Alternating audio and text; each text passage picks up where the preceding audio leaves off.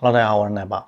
咳嗽怎么治疗最有效？咳嗽是一种常见的呼吸道症状，可能由多种原因引起，比如感冒、支气管炎、过敏、肺结核等等。治疗咳嗽最快最有效的方法，应该根据咳嗽的类型和原因进行选择。一般来说，有以下几种方法。如果是感冒引起的咳嗽，可以服用抗病毒药物，同时注意休息，多喝水，保持室内空气流通。也可以用生姜、大蒜等食物来缓解喉咙痒和咳嗽。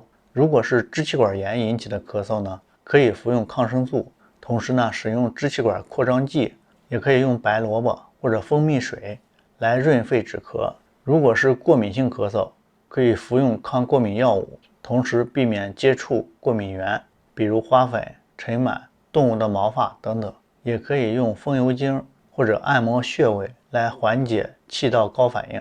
如果是肺结核引起的咳嗽呢，需要服用抗结核药物，同时注意营养和体力的恢复。以上是一些治疗咳嗽最快最有效的方法，但是呢，不同的人可能有不同的反应和适应性，所以在使用任何药物或者食物之前，最好先咨询医生或者药师的意见。